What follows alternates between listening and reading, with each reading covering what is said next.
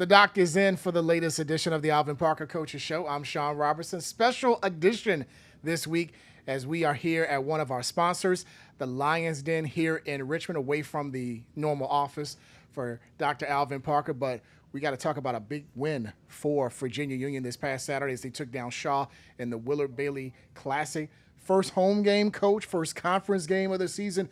You guys were rolling on all cylinders Saturday afternoon. Yeah, I felt real good about it. I thought it culminated after a good week of practice, a good focused week of practice, and those guys kind of put it together.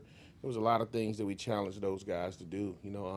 Start fast, play, all brand of football, the things that we feel like got us to the place that we were, and those guys came out and did it. So, that was something that, like I said, myself and the coaches kind of stressed all week, and it's not, nothing that we felt like we was off target with. Mm-hmm. But you know what? When you demand something out of those guys, I feel like they rose to the occasion to give it to us. You had mentioned the last couple of weeks, for a lot of these guys, they hadn't experienced a two-game losing streak. So that's good, but then you also want to challenge them in a way where you don't want to see that again.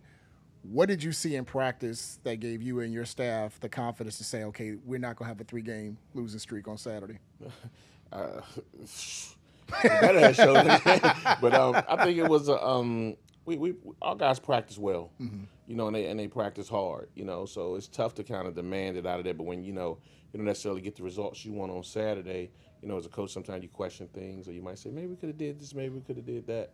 Well, and we haven't had a lot of that, mm-hmm. So I think our guys know what the expectations are, they know what the routine is, and they live up to it. I just think they took it up to another level, in last week's practice, and I'm seeing a lot of that in this week's practice as well. Was there a point during that stretch where you kind of looked at yourself and started maybe second-guessing a call or a situation during that point? I think coaching is a second-guessing business. Mm-hmm. So a lot of times when you look back on it, you want to make sure that you're, you're not doing a lot of that, mm-hmm. And I think, we believe in what we're doing, and all our kids buy into what we're doing. So, it's hard to second-guess yourself when you're getting those type of things done. And again, our team practiced extremely hard, mm-hmm. and our guys were focused up, to a level that we felt good about, going into the games, just like we did all other games. Mm-hmm. We were just kind of able to come out on the winning side and kind of see a lot of things being done this past week. You mentioned it was important for you guys to get off to a fast start. You jumped out to a 35-0 halftime lead. You had 601 yards of offense. Most teams don't do that once in a season. You've done that twice now, where you've racked up 600-plus yards. And again, we got to talk about what Jada did, 173 yards, a couple of touchdowns. He's getting closer and closer to breaking Andre Braxton's career rushing record at Virginia Union. Yeah, like you said at the beginning, Sean, I think we were clicking. Yeah. From offensive, defense, and special team standpoint. You saw a lot of good things from all of those segments. And Jada, Curtis, Jerome, all those guys that were able to kind of carry the ball in the backfield, did what they do. Mark Wright played an excellent ball game, and receivers played an excellent ball game, and up front, just one of those things, like I said, where it was all just kind of clicking. Defense did a bunch of good things. So, when it all come together like that, I think the results are going to be what they were.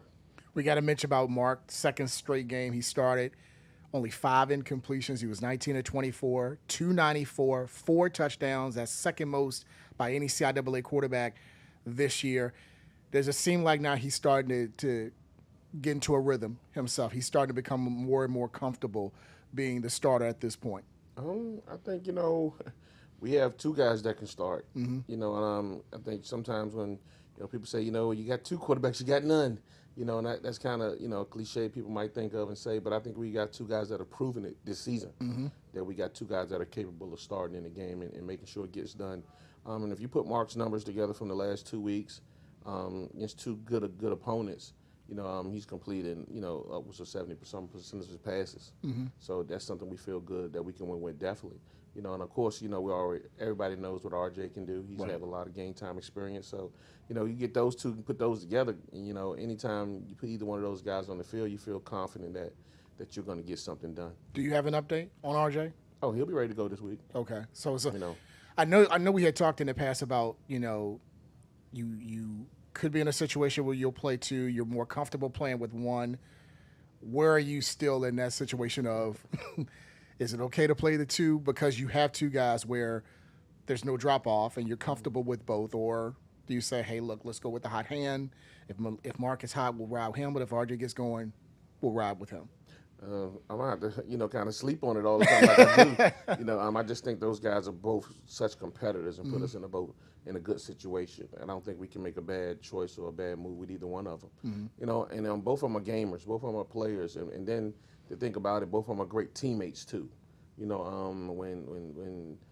RJ was rolling, Mark was right there to kind of help him. And, Mark was rolling, RJ was right there to help him. So, that helps out, me from a standpoint of that I know the room is not going to change no matter who we play or who we decide to go with. But it's been good to watch both of those guys.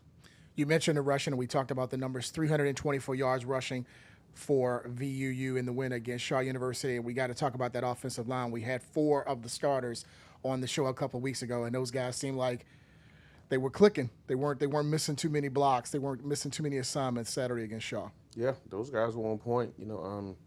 Roy has got named Player of the Week, so you felt good about that. But I think all those guys played well. All those guys graded out pretty daggone high, and all of those guys were just, again, in position to help us win ball games. And that's kind of what we expect from those guys. We don't expect anything different. Those guys kind of come out and we ask them to push people around to make things happen, and those guys do it. And I think it starts just kind of from the top of that unit on down. Coach Bingston, our offensive coordinator, on down, all the way through everybody, on that side of the ball.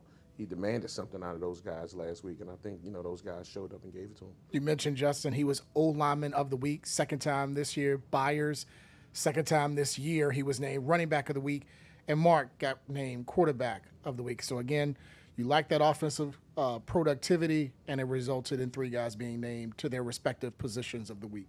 Yeah, I knew we had a pretty solid day, on offense while the game was kind of going on. But then, afterwards, I was able to see some of the numbers and see some of the other things that we did, and it was kind of like, oh, that made a lot of sense, kind of some things. But I just like the way everybody just played and followed to the game plan. And anytime you had that, like I said, Sean, you're going to have some success. So, we were happy about that on Saturday. But, again, put in great situations by our defense and our special teams. Got to go back to the Kentucky State when Virginia Union had over nearly 400 yards on the ground in week 0. They have the top 2 rushing performances by any team in conference play, adding on to that 324 they had against Shaw. If there was one concern, penalties. 10 for over 100 yards. The hidden yardage that we don't always talk about, it didn't affect you. It didn't hurt you in the game against Shaw, but I know that was probably something you probably looked at. Everything else, he was like, too many penalties. Absolutely circled it. It was one of those things that I talked to the team about on Sunday, and my displeasure with kind of how that went. Anytime you get things that just kind of stop drive or hold drives up or, push you back from scoring or put you back in a situation where you might have to play an extra couple downs on the field, I just think, that's just not winning. That's not Panther football. So when we talk about playing Panther football, that's included. Can't be penalized that much. I think you go from a game the week before where we had 1 penalty the entire game. Against Smith, yeah. And then we come back the next week and we have 10. I think, that right there from a coaching standpoint, I got to take a little bit of responsibility on that and make sure, I hold myself accountable first before I hold the team accountable, because that's just not something that's acceptable. What can that be attributed to? Is it too much? Is it eagerness to for the play to develop? I won't say a guy is in a wrong spot. When you see it go from 1 to 10 in a week, how do you kind of say, why is that the jump? I think it was our first time being home. Okay. So guys kind of got a little bit excited. A few more guys got to dress and a few more guys got to play. Who hadn't played because we've been on the road and hadn't been in front of our home crowd. So sometimes it gets to that. You guys get a little eager to try to make a play. And some of them penalties were guys just trying to make plays. So when you look at it like that, it makes you kind of step back a little bit. But I hate to see the yellow things on the ground, especially when they're against us. So, you got to clean it up going forward and make sure we're in position that we don't let anything like that come back and bite us. No. In a game that might be going down the road. We got to win. Right. We talked so much about the offense in this segment, rightfully so for what they did. Defense did their part as well, holding Shaw to under 300 yards of offense. And the quarterback, who was putting up big numbers this year, I think he led the CIAA in touchdown passes before that game, was held in shutdown mode. What did you see on film that you thought you could take advantage of defensively, and then how did that translate on the field and how they were able to take advantage of that? Well, coming into the game, we thought they were very explosive on offense. So we knew the defense had to step up and play a major game because we knew a lot of the guys they had can make plays. And their quarterback was extremely talented. He was a fifth-year guy, so we knew that he was capable of doing some good things. And the last time when they came here a few years ago, he was the quarterback that they had that beat us. So we knew what can happen, and we knew what he can get done. So it was one of those things. Again, the focus just had to be there. And we know what our defense can do. They put up good numbers. All the time. Coach Pointer had those guys ready, and the rest of the defense staff had those guys ready. So, it was one of those things. Again, we just was waiting to kind of see them for that breakout game. Those guys have had one this season, I think. Yeah. But in terms of just kind of, again, being challenged with the competition that's coming in, you got to be ready. And I think those guys lived up to the challenge. We had talked a lot about Virginia Union playing their first home game of the season. Last Saturday was the first conference game of the season. Great weather to a certain degree, great crowd. Wanted to give you the opportunity to talk about what the crowd gave you guys and also being a part of the Willard Bailey Classic last Saturday. With it being the Willard Bailey Classic, that kind of already made it special. Like I said, we want to make sure you get coaches flowers while we're here, and I think, a lot of the former players came back, and a lot of people that, either coached or played with Coach Bailey, were there. So that was something good. And, when Coach brought that trophy down to the field at the end of the game, you kind of see the smile on his face. Coach loves running the ball. So when he see you running the ball and kind of doing things like that, it's going to put a smile on his face. So kind of happy to see him there, him smiling and everything else that he presents. But more often than that, a chance for our fans to not have to get on the road to come see us play. Right. A chance for all the guys on the team to get a chance to participate because, again, you can't take everybody on the road. So it was a good thing, and I was happy we got two more home too. Coach wants to run the football. They certainly did, to the tune of 324 against Shaw, and the Panthers getting their first conference win, and that's the big thing. Get that first conference win to be 1-0 in CIAA play. We got more to come here from the Lions Den in Richmond. When we come back, we'll talk to three of the assistant coaches from Virginia Union to get their thoughts about the season to this point and the matchup on Saturday as VUU hosts Winston-Salem State. Great rivalry renewing here in the CIAA. We'll talk about that when the Alvin Parker Coaches Show continues in a moment. The styles you want, the brands you love, with the service you deserve. Better Menswear. From formal to casual wear, we carry quality men's clothing at sensible prices, where fashion and service meet affordability. That is Better Menswear. All right, we're back here on the Alvin Parker Coaches Show. We'll hear from the coach in our final segment, but right now we have three of his assistant coaches, the glue to the staff for the 2024 season. I got here to my immediate left, the defensive coordinator and assistant coach of the year in Division II, Ed Pointer. We also have the offensive coordinator, Luke Bingson, and also associate head coach, as well as running back and special team coach, Diego Ryland. He's got that orange. He ain't wearing orange and blue, but he has some love for them. We'll talk about that later. Guys, welcome to the show here at the Lions Den. Thank you. Thanks for having us. No problem. I want to get all of your thoughts about the season to this point. We were talking to Coach about, dealing with some adversity you guys hadn't dealt with in a while with a 2-game losing streak, but then you turned it around on Saturday. It seemed like you guys hadn't missed a beat. So how would you assess the season to this point after 5 games? Yeah, the 2-game losing streak was rough. It's something that we're not used to. A lot of sleepless nights, just trying to figure it out. One thing I can say, the players never got down, and they understood that it was mistakes we made on our end as far as execution and things that we can fix. And we were in both games and had a chance to win both games. And they just understand that we fixed those little things and we'll get back on the winning streak. Yeah, kind of echoing what Ed said. I mean, the biggest thing for us, at least on offense, is just finding some offensive consistency. The first week, versus Kentucky State, we set the school record for the most yards that you Seemed like y'all could miss. Right. And then, honestly, I felt like we played really good in the first half versus Hampton up through the third quarter. We did have some adversity that, came about in that, and we just couldn't finish, and they're a very good football team. I mean, I don't think we played bad against Hampton. I'm just speaking on, offensively, they just beat us in the fourth quarter, and obviously something to learn from. And then when we went down to Charlotte, we just didn't play well. There's no other way to put it, and we just have to play better. And the players seemed to respond, and then played really, really well against Shaw, you know. And I don't think we punted until the fourth quarter.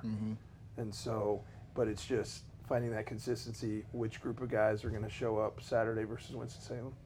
What do you think, Coach? Yeah, I'll say, you know, I echo, you know, what the coaches said as well. But again, I won't take anything from Hampton and John C. Smith. Both of them have a pretty good team. Coach Flowers is doing a really good job, and interim coach down at Hampton, they're all putting it together as well. I think, you know, with us, it was good adversity. You know, we were in this situation last year during the beginning of the season where we lost in the monsoon game against Fayetteville State. The best thing and the better thing about it is we were 0-0 in conference. so that was the most important thing, and we always keep the main thing. We're trying to be a better us. I mentioned earlier in the season about you guys having to take everybody's best shot, being the defending champs, going to the playoffs 2 years in a row. How do you think the guys have handled having that bullseye on their back each and every week against, you know, the Hamptons and Kentucky States, and now when you are in the heart of conference play with Shaw and now Saturday with Winston-Salem?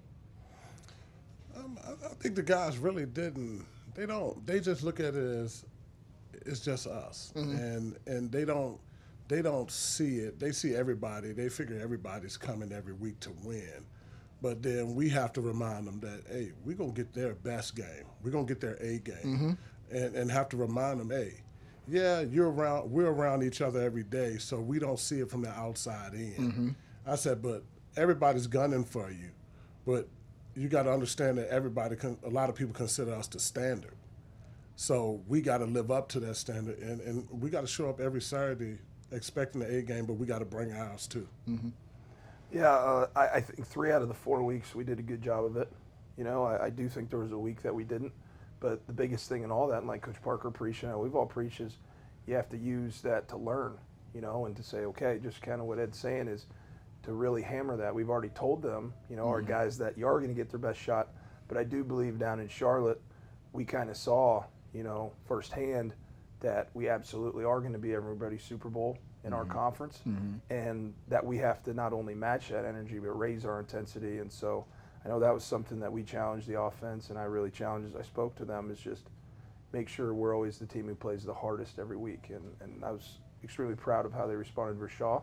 You know, like I said, it's just on to the next 1-0 each week.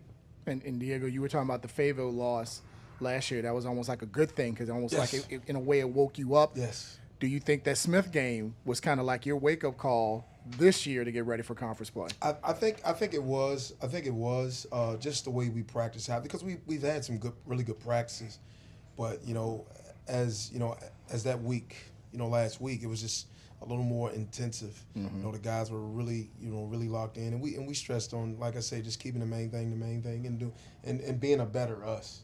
You know, and if we be a better us and not worry about the next team, I think, you know, we'll definitely be fine. And the good thing, again, the loss didn't hurt you in conference play. You know, 1-0 in CIAA play. Now you got Winston, who's seemed like they've been playing better ball throughout the course of the year. They're 4-1, and they got some athletes that's flying all around the ball on both sides of the ball. Well, it's like this, you know, everything is copycat. You know, if you're a champion, the teams that aren't, you know, as fortunate, those guys want to get to that level. And you can see, we're just looking at warm-ups, you know, some of the coaches were talking, they look like us. You know what I mean? Just even coming out with the numbered shirts on or numbered jerseys, you know, just how they warm up, you know, and everything. Like it's you know, we've been on the staff for 7 years, and I can go back and see we played John C. Smith twice, right? And I can see, you know, they didn't warm up like that, even though it's a new staff, of course. Right. But it's just, you know, you can see, you know, the guys that are champions, guys, even when Boyd was, you know, dominant. You know, we looked at them, and they were champions, and they had a really good defensive line and solid offensive line, and they had depth, and you know, that's what everybody they want to do to get to that championship caliber status. And I know that's some coach had been preaching for at least the last couple of years. It had to be depth, and it had to be strong depth. Yes. Where the drop off wasn't as significant as, say, you know, I guess a specific position, especially that old line. Yes, sir. Yeah, absolutely. I mean, you know, that's kind of something that we've tried really hard to build, and Coach Parker's tried really hard to build, and it's something that we want to create competition in practice. And it's a production business. It just is, and sometimes that's hard for an 18 to 23-year-old young man to understand, and that's our job to just, at least like what I always tell them is I go, the only thing I ever promise you is that I'll never lie to you, and so from our intents is we just got to find that best combo of the best 11, and just compete, and that can change season to season, but it can change week to week, month to month. Right. I mean, if you're not doing it in practice, we got other good players who are just as hungry, and if they're doing it right, you're probably going to play the one that you trust, right? Absolutely. Before we let you go, is that the biggest thing on your side of the ball for defense? Is just that competition, knowing that if I don't bring my A game even at a practice, somebody else behind me is going to take my spot. Yeah, and I think we did a great job as a staff of recruiting guys that could come in, and maybe in the past, the guy behind the starter, even last year, the guy behind the starter, it was a drop-off. I think this year we play so many more guys. We use so many different personnel groups, and we play, I'd say, we probably play close to 25 guys on defense every game. I mean, if you look at the different personnel groups, and then you look at, we probably play 10 to 12 D linemen in a game. So it's good to have, because as you go in the season, the nicks and the bumps, and it kind of preserves the guys, and hopefully that adds us to getting another championship and more success in the playoffs, because we got guys that are fresher. Longer postseason run, Yes. which everybody, all y'all definitely want. Well, we Yes. appreciate the time as always, guys. Good luck to you on Saturday and continued success throughout the course of the season. All right, thank you. Thanks, Thank Sean. you so much. All right. We got one more segment to go. We'll have Coach Parker back in to talk more about Winston-Salem State, where the Alvin Parker Coaches Show continues right after this. For some people, university is just another series of classrooms. For others, it's about finding purpose and value as you define what will be your life's work. But when you step foot here, in this place, that's when you find your life's work colliding with legacy to produce an educational experience reaching deeper than you ever thought possible. It's more than books, more than classrooms, more than papers or exams. Virginia Union University is a place where you discover the power of a limitless future. Once again, a big thanks to the three assistant coaches that joined us, Coach Pointer, Coach Binkson, and also Coach Ryland for joining us here on the Alvin Parker Coaches Show. They'll be on the sidelines along with Coach Parker. Big one, another home game, so 2 straight home games for Virginia Union, but another quality, we call it the Old South or the Old West, in Winston-Salem State, 4-1 this year and 2-0 in the CIAA. Big wins over Virginia State and Bowie State this past Saturday. A different team with Coach Massey than you have seen in years past with Winston-Salem. Yeah, we haven't played them guys in a couple of years, but definitely know Coach Massey and what type of style he brings, and what type of head coach he is. I think he's an extremely good head coach. And a lot of the things that you see now, things that he kind of talked about for his team. So them guys being in position, been in the position that they are, being 2-0 in the conference, 4-1 overall. Is the things he already talked about where he thought his team could be. So, again, for the conference, I'm happy. But, Saturday we got to be ready to play. Worst enemy right here coming up on Saturday. Let's talk about their quarterback. Dalen Lee threw 3 touchdowns in the win against Bowie to 3 different receivers. It seems like he's got some balance on offense. And I won't say similar to who you saw Saturday at quarterback with Shaw, but he seems like he's got a little more mobility, and he can find different guys to make plays for him on the perimeter. Yeah, he got a rifle of an arm. He can pretty much make all the throws we've seen. And he sits back there confident, and he delivers the ball. So that's one thing that we think is pretty good about him. He's a good sized kid, and he could play. He was a kid that we even took the chance to looking at when he came out of high school. So a big time player for the conference. What is that like when you face a guy, no matter what the position, that you try to recruit, he goes to another school, and you have to play against that guy? It's like anything else. But what like the conversation like pregame when you see him or something like that? Do you have the pregame chat? I wish you was with us and everything like that. I wish you the best of luck, but not against us today. Stuff like that. Yeah, definitely. Definitely want to wish him the best of luck. I don't know how much I want to wish him on Saturday, but but he's a good player, you know. And I think, you know, that shows, like I said, when he was on our radar, you know. But again, they have him playing well, you know. You know, they're offensive coaches, and everything just have a good scheme in terms of what they want him to do, and I think he's doing it. How good is their offensive line? Because I was looking at the numbers. They have I guess, as far as the best offensive line, as far as sacks allowed, they've given up the fewest sacks of any school in the CIAA. How good is that front five?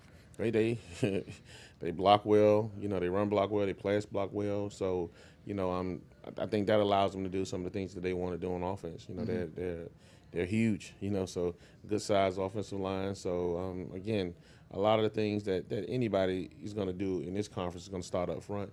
It's a line of scrimmage league, you know, and I think, you know, to say you want to be in any form of contention, you know, you have to be good up front on both sides of the ball. Justin Fleming, this was a guy that kind of jumped off the screen when I saw their game against Bowie State on the CIAA Sports Network. He's second in sacks, second in interceptions. He also has a pick six, and he's tied for second in tackles. Seemed like he's just all over the place. Seemed like he knows where to find the ball on defense for Winston-Salem. He's a football player, you know, a big-time football player at that, you know, so you see, you know, you click on the film and it's hard not to notice everything that he can do. You know, again, all the stats that you talked about, you know, stuffing them, you know, and he's doing a lot of good things for that team. You know, I think he's the catalyst for that defense, you know, so got to make sure he's accounted for. And he's a part of that group, that defense, and also is number one in sacks given, or as far as total sacks for the defense. They're one in sacks and also sacks allowed.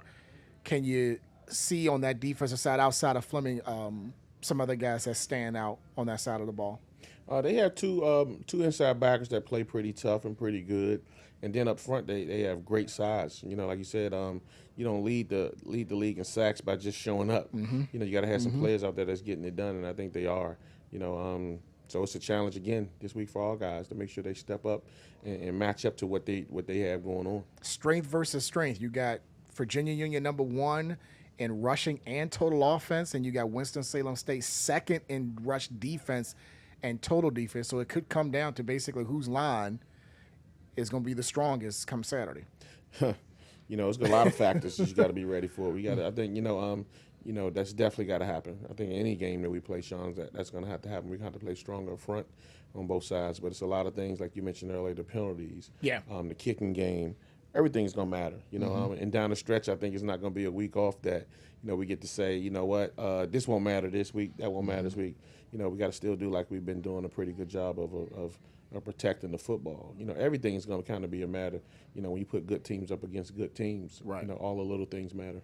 And don't forget, it is Saturday. It's at Hovey Stadium. Kickoff is at 1 o'clock between VUU and Winston-Salem State. Then they have one more road game and then a couple more home games after that, to include October 12th. You have another home game as well. And we'll talk about Winston-Salem State next week on the Alvin Parker Coaches Show. Thanks as always to Coach, and also to Coach Pointer, Ryland, and also Bingston for joining us. I'm Sean Robertson. Thanks as always for joining us. Thanks to the Lions Den for hosting us this week, and we'll talk to you next week on the Alvin Parker Coaches Show. This episode was brought to you by the Lions Den Cigar Lounge.